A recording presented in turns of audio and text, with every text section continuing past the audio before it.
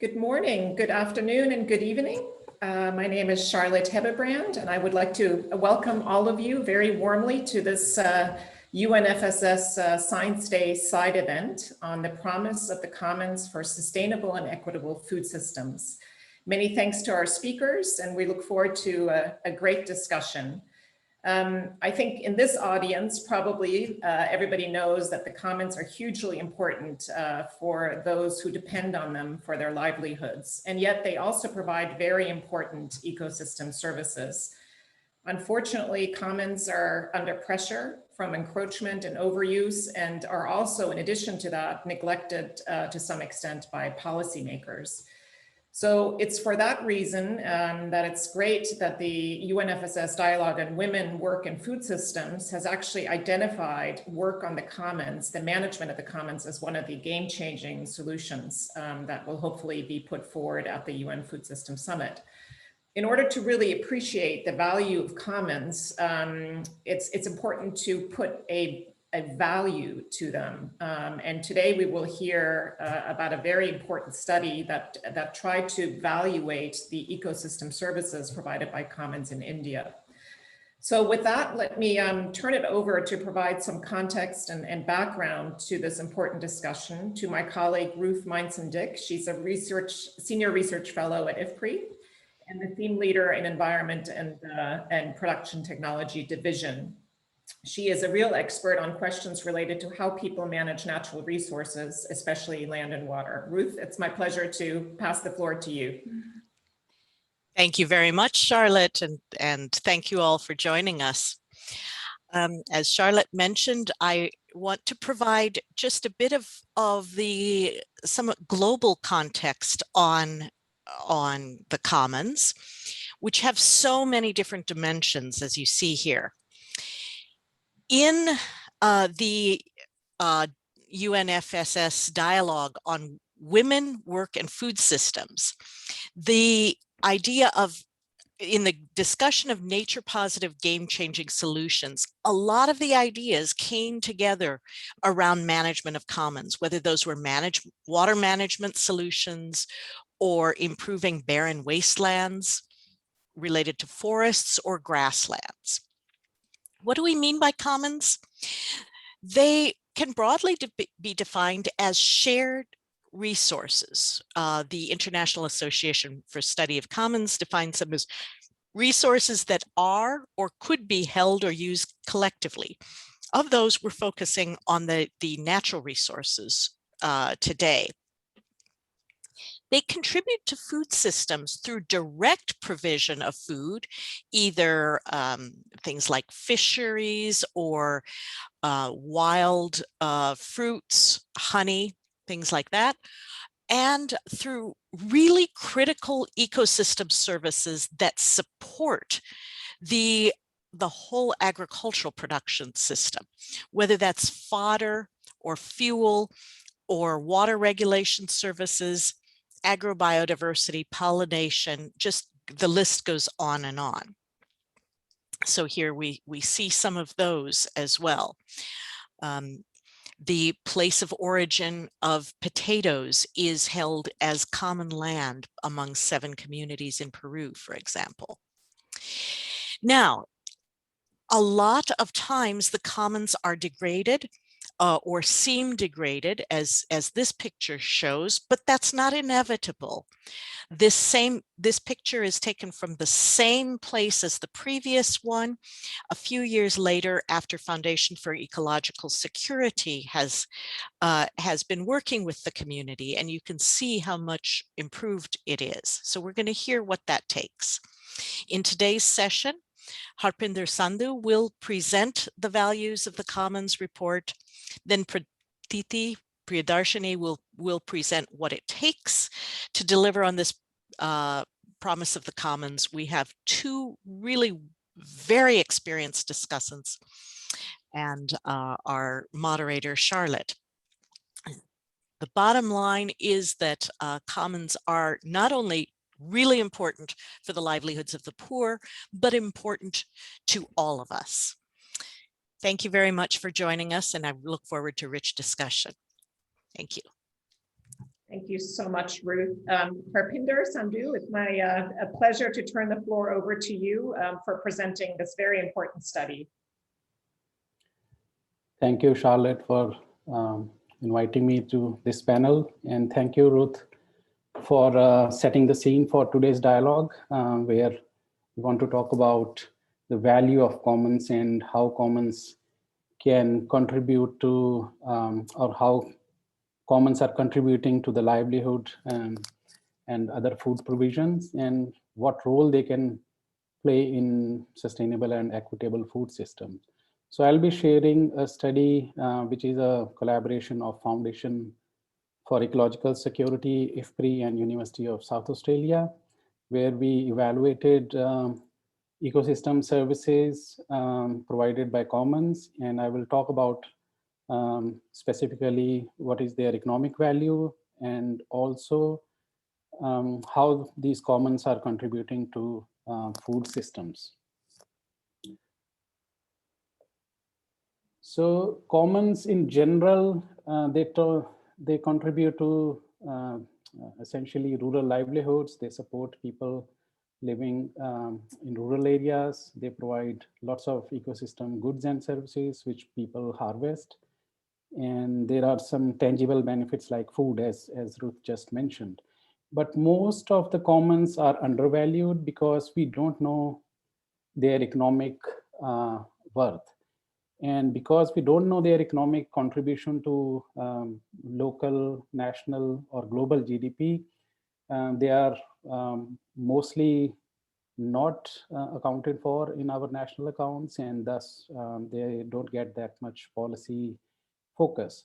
So the idea of valuation is to generate an estimate of their economic contribution so that we can manage them in a way and in a way where we can continue to use them now and also in future. So that was the rationale for this particular study. And we developed this conceptual framework, which is an integration of two different concepts. One is the concept of commons and how they are located within the area of natural ecosystem as well as managed ecosystem, which is essentially agricultural area. And there is a buffer zone between all these ecosystems in natural landscapes. There are several ecosystem services that flows from one area to another, and they provide lots of tangible and intangible benefits to community. And these benefits lead to livelihood and cultural fulfillment and support well-being of society. And in our study, we focused on tangible and intangible benefits of commons using the definition and classification of Millennium Ecosystem Assessment. So we have classified ecosystem services into 4 different categories following this Millennium Ecosystem Assessment. So I will briefly go with the methodology. We have done a systematic literature review of 273 publications found on Web of Science.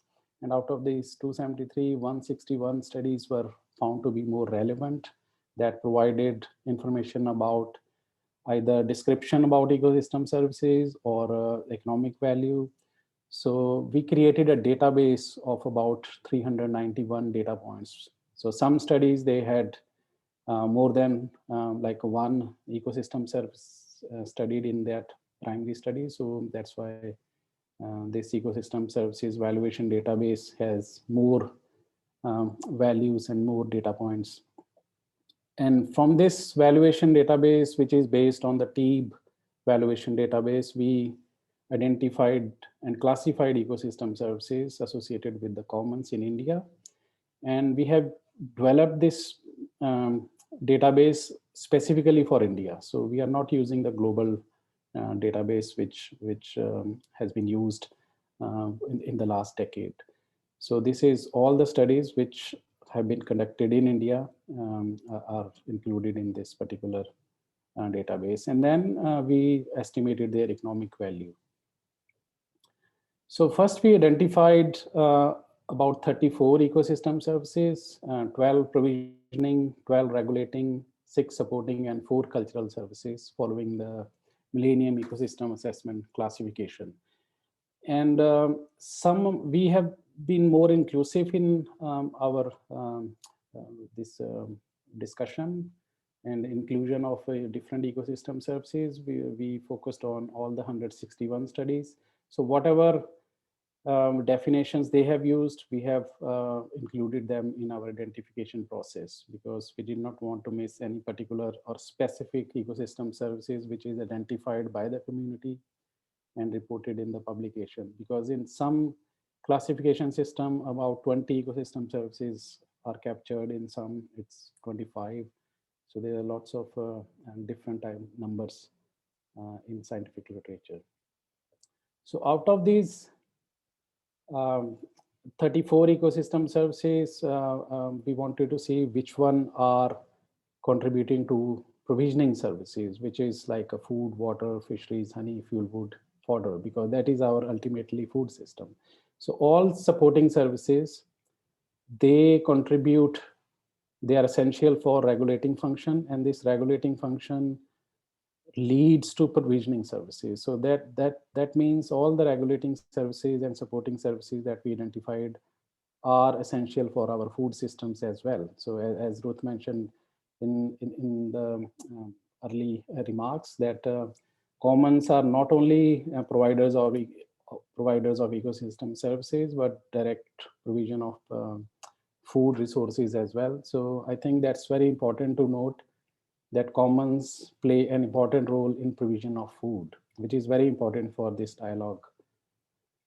And then we estimated their economic value from this database, and classified commons into 4 categories, which is the land use categories which are being used by Government of India. So forest is very well studied. So there are more number of studies in forest, and its value came out to be like 2,108 per hectare per year. Cultivable wasteland, which is an area which can be used for agricultural purposes, and same permanent pastures and the barren land. And if we compare with the global values from the global TEEP database, our estimates are quite conservative. It is because of 2 reasons. One, there are less number of studies focused only on India. And the second thing is differences in the market prices of many ecosystem goods and services. So in international dollars, in other areas in Europe or North America, so they are valued more in the market. So that was the only reason. But I think these values, they reflect their economic worth. And then we translated this value to the entire 66.5 million hectare of common area, divided into 4 categories. So the average value came out to be $90.5 billion, and in the range of 21 to 188 billion dollar annually. So that is a huge value of commons that are being provided by these forest common or permanent pastures and cultivable land. So which is quite staggering as we compare to some of the other land uses. So we wanted to see in the context of agriculture sector, that is the main provider of food for Indian food security. So agriculture in India, it generates about $271 billion worth of gross value from 159 million hectares.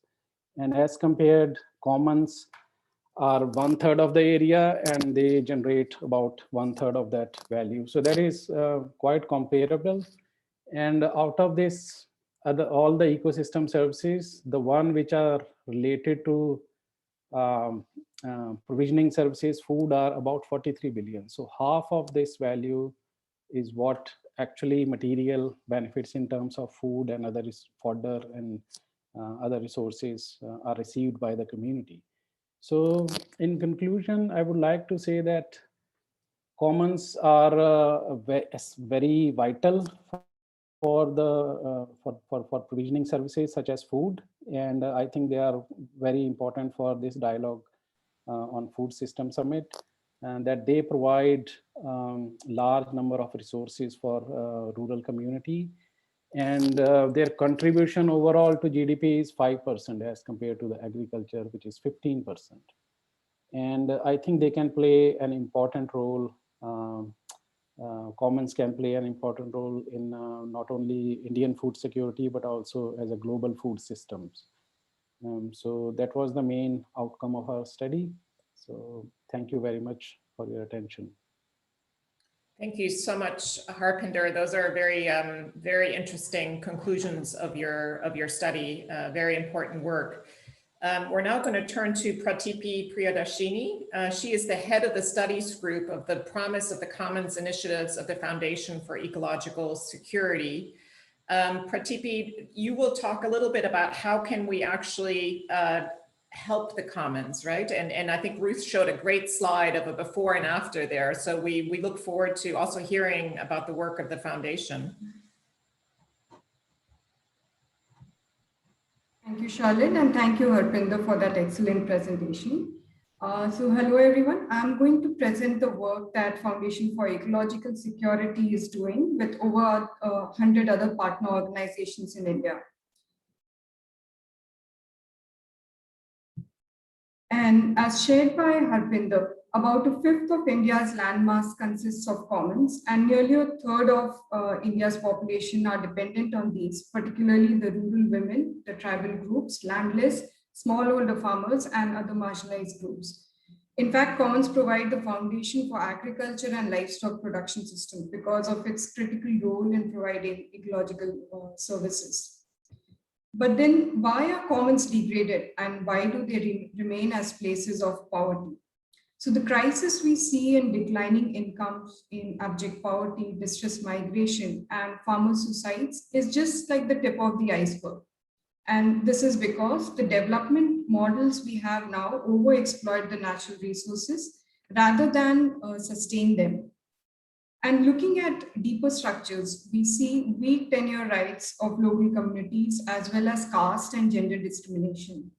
So these are rooted in misplaced belief that commons are wastelands and that local communities are incapable of managing their shared natural resources. So it is in this context that FES's work is placed at the interface of nature and people, working to coordinate the efforts between different actors for conserving nature and natural resources, and with a special focus on conserving commons, because conserving commons, as we've seen, it provides good ecological, social, and economic outcomes at the local and global level. So we work in environmentally vulnerable regions, facing a wide array of challenges, including recurring droughts, contamination of and overexploitation of water resources, mining. And these are mostly in areas where the agriculture is predominantly rain-fed, and they are home to tribal communities, agro-pastoral communities.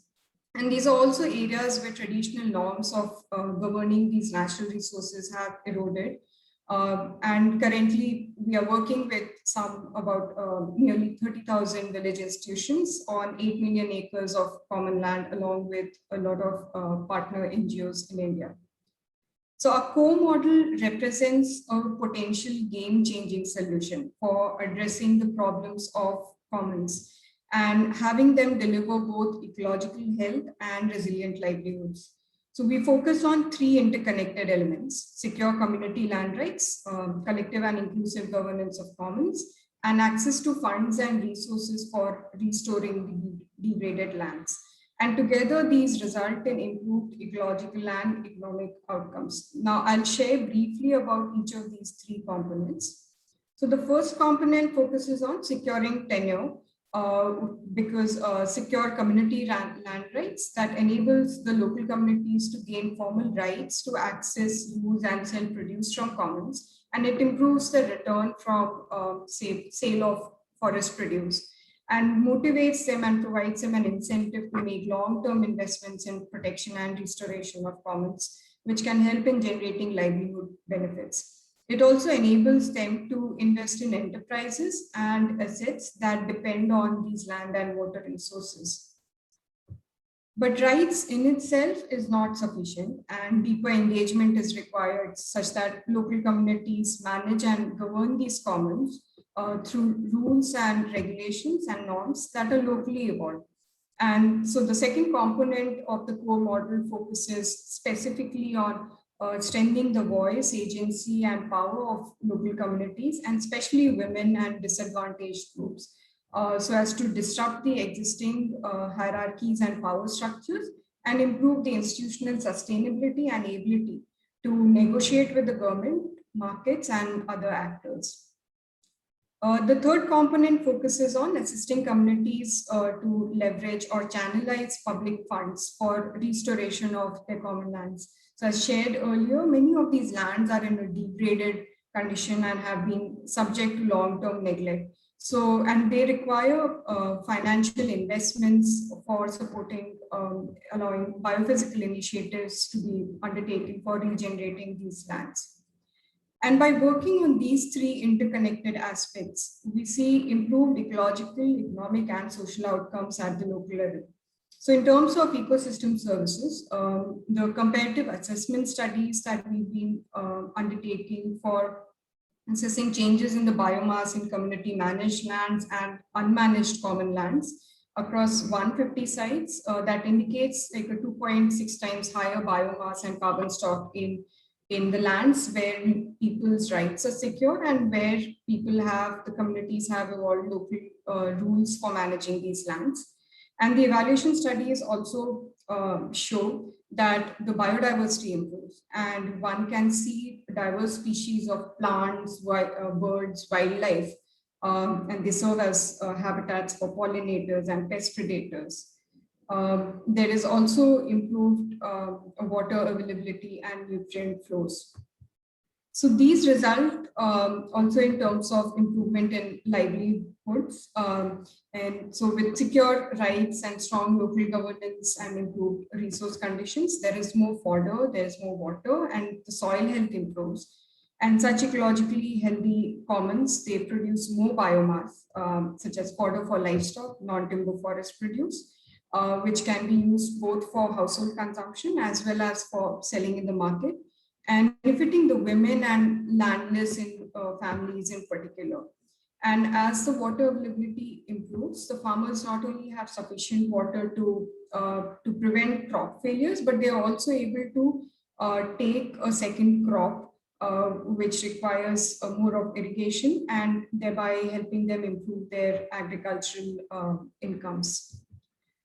What we also see is a very strong institution at the local level, cohesive communities, strong collective action, local stewardship emerging, thousands of women and men leaders from disadvantaged groups who not only become champions of the commons, but also the flag bearers of other developmental issues in their area, for instance, leading on raising issues around health, education, equality, and negotiating with external actors. So we see more cohesive communities with enhanced trust, confidence. There is more sharing of resources, sharing of information, which eventually improves their capacity to adapt to adverse situations, be it climate change or situations like the COVID-19 pandemic that we see. So a long-term vision is to ensure community-led governance of commons, and with particular emphasis on ensuring inclusion of women and other disadvantaged groups, and substantially adding to their incomes. And by positioning local communities as capable stewards of village commons, we aim to reposition the dominant narrative of tragedy of commons as the promise of commons for local and global benefits. And the key strategies that we have, it includes building structured and inclusive spaces, both inside and outside the government, and at different levels, that is at the local, state, and national levels.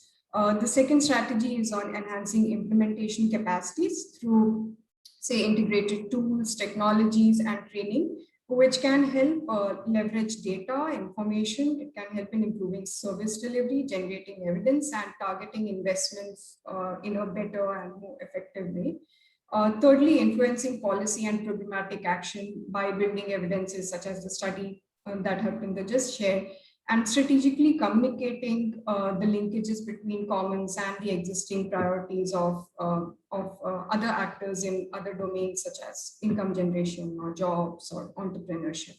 And fourthly, strengthening the accountability and compliance through coalitions and with legislative and judicial actors, and also by building in transparency, use of public data and monitoring mechanisms.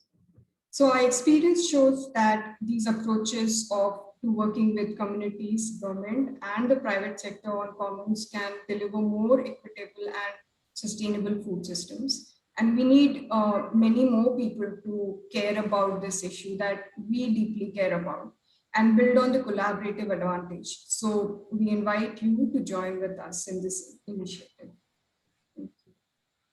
Thank you so much, Pratipi, for talking about the promise of the commons and the strategy of the foundation, and also for highlighting the game-changing solution.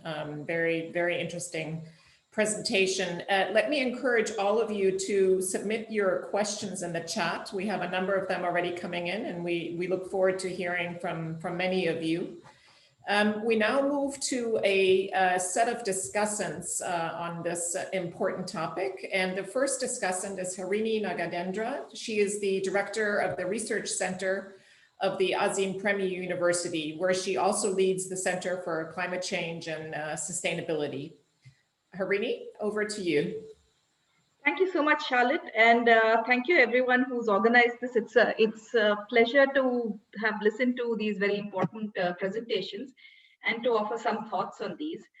I will, so as a commons researcher who has looked at commons in South Asia and many other parts of the world, I think I will completely agree, as all the attendees I'm sure here do, about the central importance of the commons. I would like to add three important points here. One is based on recent research that we have been doing in collaboration with Professor Ruth Jeffries at Columbia University and a number of others. And looking at central Indian forests, we find that climate change acts to influence distress migration, and in fact is really influencing distress migration already in many parts of India, especially central Indian forests, which are very dry. And ironically, what we find is the slightly better off people or families are the ones that are migrating, probably because even some migration to cities requires a little bit of resources. And so the really poorest, who can't even afford to migrate anywhere else, are left behind. And the commons is often their only place for survival. So I think we need, and I saw this very interesting question on economic values of, why are we looking at the economic value of ecosystems? We do need to look at all values of ecosystems services provided by commons, and for instance, FES research does that. But also, I think for policymakers and planners at the end, economics speaks very powerfully. And so while we are working to educate them on the multifaceted values of commons, not just for economics is a very powerful argument that we have. And therefore, we need to also look at the spillover benefits of commons. For instance, the mental and physical health of these people who are climate distressed, who, if you had better commons, for instance, maybe they didn't have to migrate. And we know, for instance, it's very clear during the COVID times, the lockdowns in Indian cities, what distress this has done for migrants. And the mental effects of this distress, as well as the physical effects of long marches back home without money, will linger for a very long time. So there are many spillover benefits of commons which this kind of analysis will not capture. And I think it's important to stress that any estimates that we have are simply underestimates. And therefore, we need to think of commons as a larger thing. How does that connect to Indian cities, for instance, which are dealing with the stress of having too many migrants and not having the capacity to provide them with health services or food rations, for instance? And so we need to, and these are not easy. These are not that they have not been done because nobody thought of them. They've not been done because they're challenging for us. So we need to develop new methods that will help us understand the spillover landscape and state level, district level, country level effects of the commons. Right? So that's my first point. My second point is on peri-urban commons, and especially in places like India, but also Latin America, also Africa, where some of the most rapid urbanization is taking place. We often tend to think of urbanization of commons as only rural, And yet peri-urban commons, commons near small towns, commons just outside cities, these are the ones that are disappearing the fastest. We've done some research in and around Bangalore, one of India's largest cities, and we find that maybe 5% of the commons, certain kinds of commons, wooded groves, for instance, survive. So the destruction is really rapid. And given again the fact that peri-urban areas anyway, especially in the global south, suffer huge amounts of environmental degradation, urban commons protection is especially important there, especially important for issues like food security. For instance, grazers, fishers, basket weavers, people who depend on commons for urban foraging of wild greens. These are very important uses, and they often disappear the fastest. So that's something we need to protect. One of the things that we have been stressing is the possibility of using something analogous to the Rural Employment Guarantee Scheme, which is very powerful in India, to look at the Urban Employment Guarantee Scheme. 2 states, Jharkhand and Kerala in India, are already working on versions of the Urban Employment Guarantee Scheme, which is for the poorest guaranteed wage labor for certain days in the year. What we would really like to propose is that such money focuses on restoration of urban commons, like it is doing for the rural commons, because then you really capture the spillover benefits that we're talking about. Right? So with that, I'll stop. Thank you. Thank you very much, Harini. We now turn to our second discussant, and that is Inza Teesfeld. She's the professor of agricultural, environmental, and food policy at the Martin Luther University in Halle. And she's also, importantly, the president of the International Association of the Commons. So we're really delighted to have you with us, Inza, and we look forward to your remarks on the presentations. Yeah, thanks, Charlotte. And it's really a pleasure for me to provide some ideas from my background and some thoughts on what we just heard from the presenters. So Harpenter and Patiti just told us a lot about the role of the commons and the potential, how commonly managed land, forest pastures could contribute besides providing food, also to ecological services for the society as a whole. I would like to try, and to build a bridge, a very long bridge to the UN Food System Summit as a whole and the commons role in there. So we currently, in the last couple of years, observe a whole new narrative along the entire food system that refers to food as a human right or as a common good, and not only as a commodity, in the context of a variety of food issues. So we need coordination to provide the resource system. We need coordination to organize the process that require inputs as commons, and we need coordination to deliver commons as outputs, like what we just heard, food or ecological services. Both prior speakers gave us examples about not to forget the role of commons can play as inputs in the food value chain.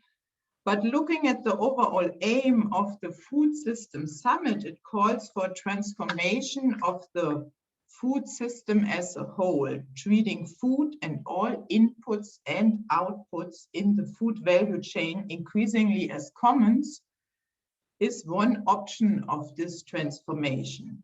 We consider here production, trade, marketing, distribution, processing, consumption, but also all related social values like knowledge of nutrition, food culture, or even tradition. So following the food system definition by Erickson of 2008 and the adapted social ecological framework, which some in the audience might know, in that regard by Marshall 2015, we can group 4 sets of food system activities here. Primary production, and that's what we just heard a lot about from the presenters, but also processing food, packaging and distribution, and retailing and consuming. So, and if we here really study all the cases well, we will also notice the particular role of women play in these activities. And therefore, I think it makes a great fit that our session is here within the dialogue on women, work, and food systems. Talking to you as the president of the International Association of the Study of the Commons, the leading association dedicated to the commons, we advance understanding and with that improve governance for the commons, common pool resources, and also any form of shared resources. We are very multidisciplinary and we call 20% of our members to be practitioners. So we are really unique in crossing these boundaries between disciplines and between scholarship and practices. We just hold a roll of terrific thematic online conferences, and here I really see many links between the just mentioned food system activities and the common scholarship. Really independent of the individual disciplinary training, we have knowledge commons persons, which we need if we talk about transforming food systems. We have, of course, land and forest commons persons or a group working on seed commons, which is very close to what we just heard. And we also have polycentricity people that might have good ideas how governance system taking the whole globalized world market of trading food as an output could be done. So let me conclude to say that if you want to learn more, particular of what we just heard on the role of the two speakers, you can sign up still for the Virtual Land Commons Conference in mid-September at the isc-commons.org website. And there, I'm sure, is also a great room to continue also on our conversation after this meeting today. Thank you. Thank you very much, Insa. It might be nice for you to put a link to that meeting in the chat so everybody can access that in September. So thank you very much to our discussants and our panelists for this really stimulating and important discussion. We have many questions coming in, and Harini has already referred to one of them, but it's such an important question that I would like maybe all of you to come in on this. And the question is essentially, why do we need to put an economic value on the commons? Isn't it enough to say to the world that the commons are hugely important for sustainable well-being, not just of the people living in those commons, but really for the world, right? Because we've talked about the contributions they make to the globe as well. So let me ask, let's maybe start with you, Insa, because and then I want to move maybe next on this question to Pratipi. You're both working in organizations that look after the commons, and what is it that motivates your supporters? Do they care about the economic value, or do they understand that there are other issues here that really emphasize how important the commons are? I think that there are many other important issues which might be even more important as the economic value, considering the social and ecological impact. But if we want to get heard by particularly policymakers, and if we want to make a change, and we have seen that with the Stern report on climate change, more or less, unfortunately, they mainly react to if we put a price tag to it, so that they really see what we lost in terms of economic value or economic numbers if we do not protect the commons. And therefore, I think those studies are very, very relevant. Yeah, thank you. Pratiti, do you want to come in on this question? Yes, sure. So I also second what Insa was saying. And the other values that are associated with commons is as important, or probably even more important, than the economic value. But the way I think the developmental paradigm is, be it the policymakers or even the rural communities, especially the rural youth, they also attach a lot of significance to monetary returns. So just to share an example of when I was talking to some of the people in one of these villages, we were discussing on how they've been able to renovate their water bodies and regenerate their common lands.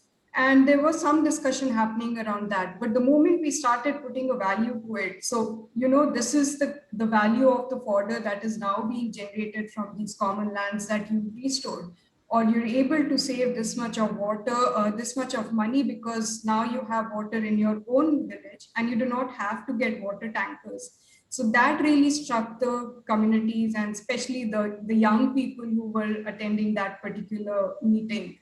So I guess it's not just the policymakers, but also the rural people whose mindsets and perceptions, the way they perceive commons is shifting that we see. Very interesting. So money talks to policymakers and to the young. Harpinder, maybe tell us why you undertook this study. Did you feel that you were targeting maybe a particular audience when you talked about the economic value? I think that is very much resonated in our panelists, that yes, other values are extremely important. Social, ecological, commons provide lots of those ecological functions which are essential for the life support system. But definitely our study was targeted to change the narrative at the policy, because I think I mentioned that under the land use category, some of the commons are like barren lands or are known as a wastelands. So they are not wastelands. They are actually providing lots of value to local community. They are providing value to society as a storing carbon, sequestering carbon, providing biodiversity, and then supporting agriculture. So that was the motivation behind this. So definitely we understand that if agriculture sector generates $270 billion of worth of economic returns to Indian government, so the policy provide them market support, they provide incentives, there is R&D in agriculture sector, there is a subsidies, but commons also provide $90 billion worth of value to the state, to the Indian economy. So I think we can change the narrative that they also need more support in direct terms from policy. Great, thank you. Let me stay with you for a little bit, Harpinder. We have two questions about the study and the sources that were used in the study. So the first one is a question whether the value of commons in your study was only based on secondary research, and then related to that is whether the primary studies done by the Foundation for Environmental Security and other organizations, were those also included in the evaluation study? So it was a first like a kind of a cut for economic estimation. So previous study was about 20 years ago. It was done in late 1990s on the economic value of commons in India. So we wanted to see like what is already being done. So we did that meta-analysis because you need lots of resources to go to each state and to look into each type of area. It's a 66 million hectares. So I think the first immediate thing was to capture what is already being done through the meta-analysis and using that value transfer method to generate an estimate. And we got a wide variety of range as well. So 90 billion is an average, but it ranges from 20 billion to $188 billion. So which is a huge range. So that was an idea that we look into what is already being done. And then we use mostly peer-reviewed literature in the Web of Science database. But we also looked into some of the reports to look into the definitions of those ecosystem services. So in our study, we did not only focus on the economic or the monetary value. We have identified 34 ecosystem services, and we have classified them. So we may have used some of the FES studies, but they are not peer-reviewed. If they are not in the peer-reviewed journal, so we may have taken them out for that particular reason. But out of 34, maybe I think we have economic or the monetary estimates of about 20 or so. Others are descriptive. So we are very inclusive in defining what is a value. It is not just economic. it's a non-economic, which is a non-monetary value as well. Great, thank you, Harpinder. Harini, we have a question for you. You were referring in your presentation to commons in peri-urban centers, and this is a question about whether we have any data on small towns without commons and the challenges they may face, in particular due to climate change. A lovely question. Unfortunately not. There are very few studies from urban areas on the commons in any case, and most of them are on the larger cities. So we know about, for instance, how Mumbai and Bangalore and Delhi have lost their commons, but very little about the tiny towns. We have anecdotal stories, and those really suggest that commons are disappearing very fast, but we do need more systematic studies. And this is something, because if we think about it, there are so many more small towns, and urban land use planning is not as rigid, because in the larger cities, you have 5-year plans, 10-year plans. It's very difficult to influence that planning process. It's much easier to influence the planning process and get traction in the smaller towns. So this is something we really need urgent research on. Thank you very much. Inza, I think this is a question I would like to pose to you because it's really a global question.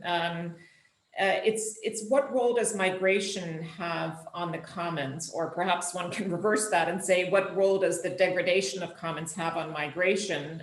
Because we know when people lose their livelihoods linked to the commons, how can they cope? Is this an issue that your association is also highlighting? It seems to me that in addition to money, migration is something that seems to get the attention of policymakers. I think that aspect was also raised by one of the presenters, saying that commons are, or common lands or pastures is often the only fallback options those migrants have as a backup security if they cannot make it within the urbanized city or abroad, or they still come home during part of the seasons or part of the year, and then the only land they can crop on is the common land which is left to them. So I see a high security function there in protecting the commons for migrants.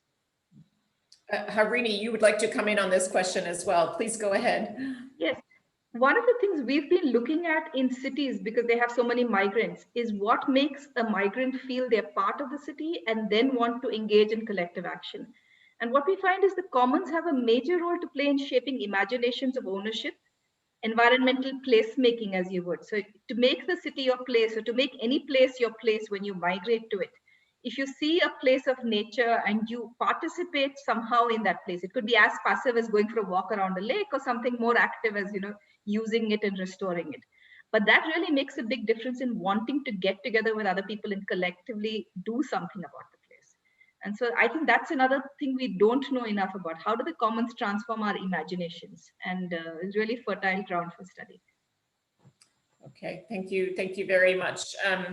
Harpinder, we keep coming back to this question of economics versus other benefits. So another question has come in, which I think is challenging us a little bit more, that in addition to valuating the ecosystem services and other services that commons provide, should we not be putting more effort on changing people's perspective and not simply based on economic grounds, but to a broader welfare perspective?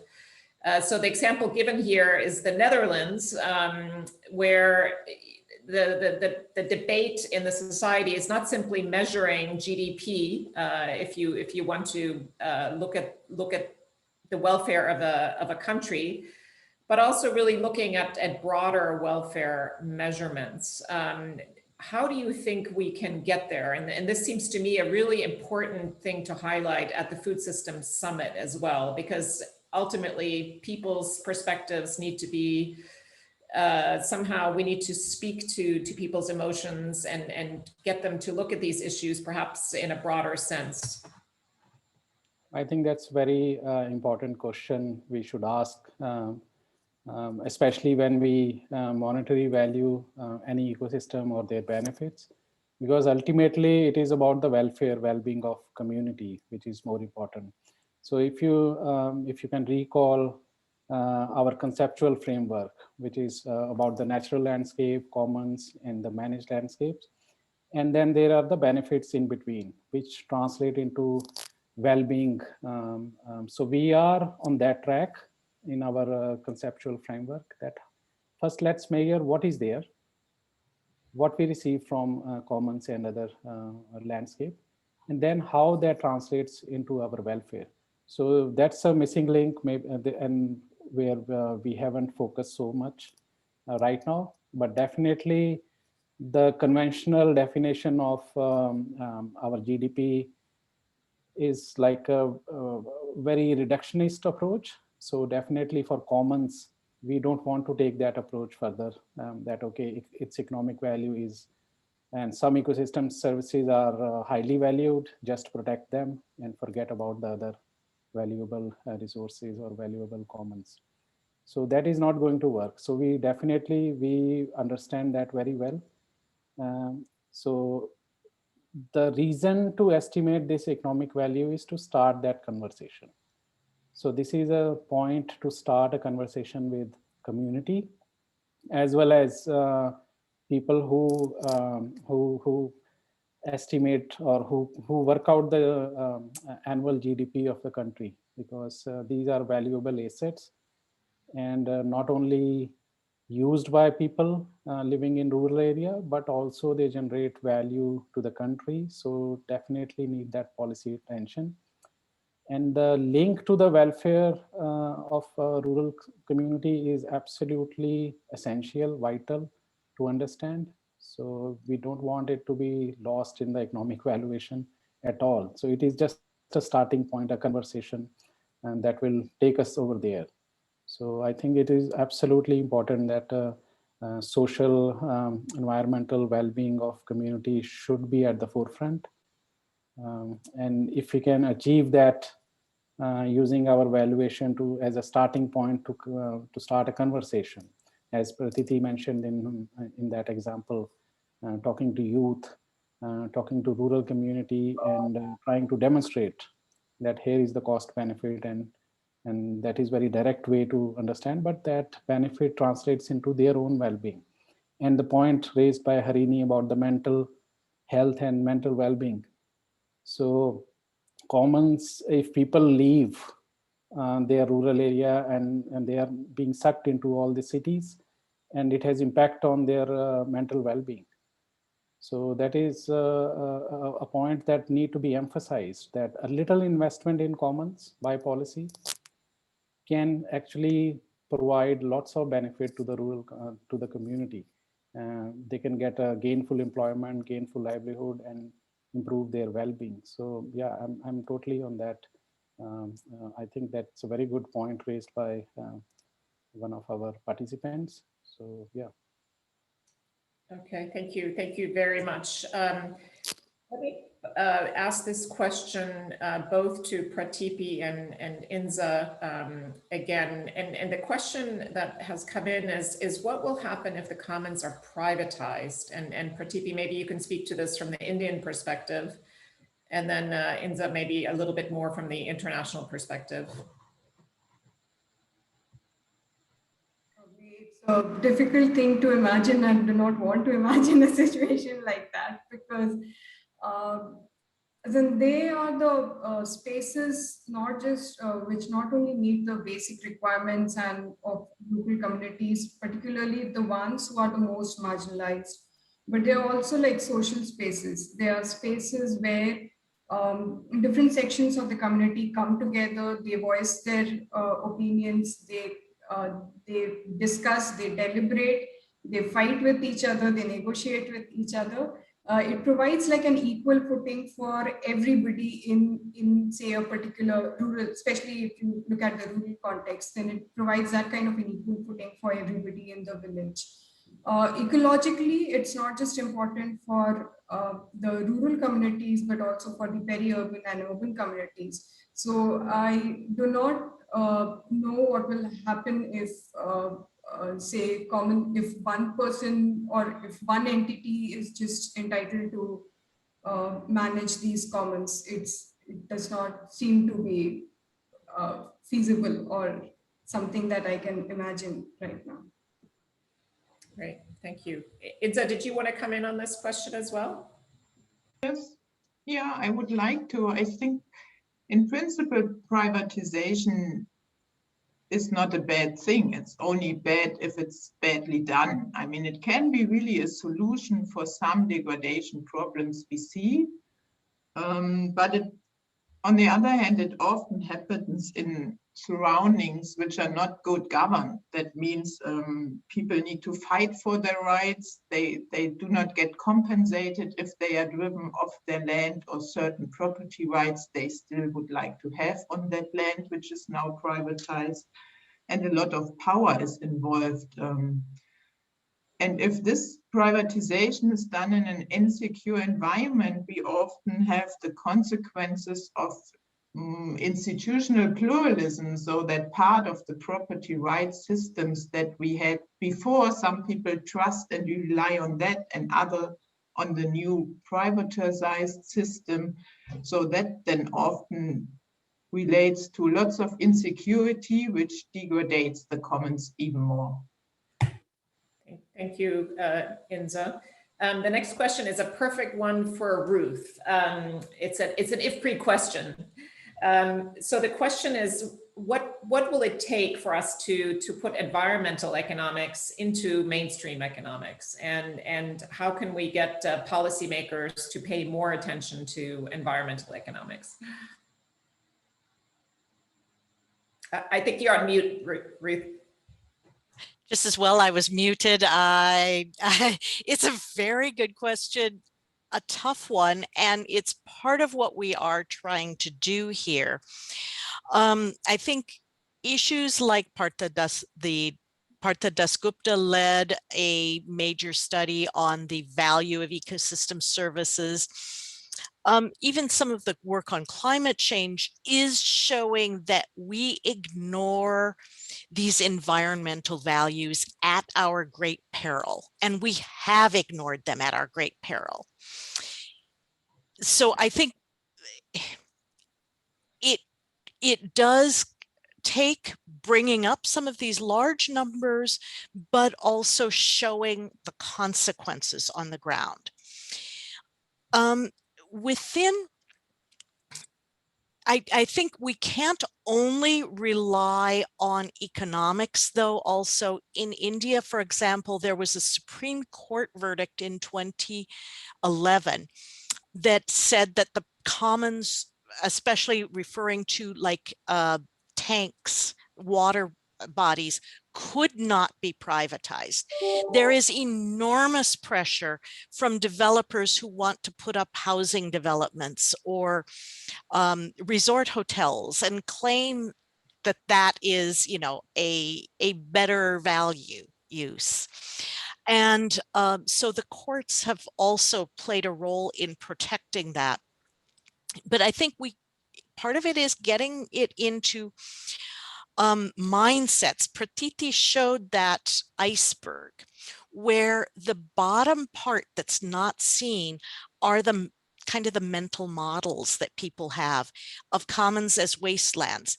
For over 50 years, we have had this notion from Garrett Hardin's badly named tragedy of the commons, that is inevitable.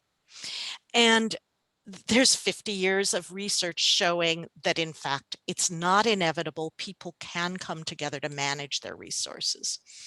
So, you know, today's webinar is part of that effort to say that in our food systems, we have to get even think about commons because they depend on them as well. Thank you very much, Ruth. In fact, one of the comments we got is, and I think Inza referred to this in her remarks, why don't we think of food systems more broadly as part of the commons? So really thinking of the entire food system as a commons is an interesting suggestion. Let me, we're almost closing down here. Pratipi, let me ask you to give us a little bit of a sense of how you're taking forward this game-changing solution. Who are the champions? What resonance are you finding with policymakers and other decision makers? And then just as a heads up to the rest of you, I will ask all of you to give in one sentence your advice on how to take forward this game-changing solution. What do you think it will take? So let's start with you, Pratipi. Yeah, so what we're trying to do is aligning the agenda of commons with the key national and state level priorities. So for instance, aligning it with the Sustainable Development Goals agenda, aligning it with the agenda of doubling farmers' income, which the Indian government is pursuing, aligning it with climate change action, connecting it to water security, connecting it to the sustainability, food security. So just trying to align the commons issues and how commons can be linked to or are important for addressing these several priorities which different people have is something that we are doing right now. Thank you very much. Now we'll turn to the rest of the panelists to give us their closing thoughts on how to move this important topic forward. And we'll go in reverse order. So Inza, then Harini, and then we end with you, Harpinder. Yeah, from my perspective, awareness raising is here the key to put the issue really again and again on the agenda and to explain what commons are and what they can fulfill to all our lives. Great. Pratipi? No, sorry, Harini, sorry. Yeah, no problem. Yeah, I go back to the ideas of the employment guarantee schemes that have been so successful in India. And if we did those in a way that they actually strengthened commons for food, I think that would be really something that has a substance. We've seen in Karnataka and some places in India that that's been done. So that just needs to expand to all of India now. Excellent. Harpinder, what will you do next to take this this important idea forward? And what do you think it will take to really for this to be adopted more broadly as a game-changing solution? I think the value of commons as demonstrated in this study can be used not only by policymaker to change their policy, but also by community to make a better decision about managing their commons. Because by managing their commons in a better way, they can increase its value, and then probably they can ensure their livelihood and their well-being through that process.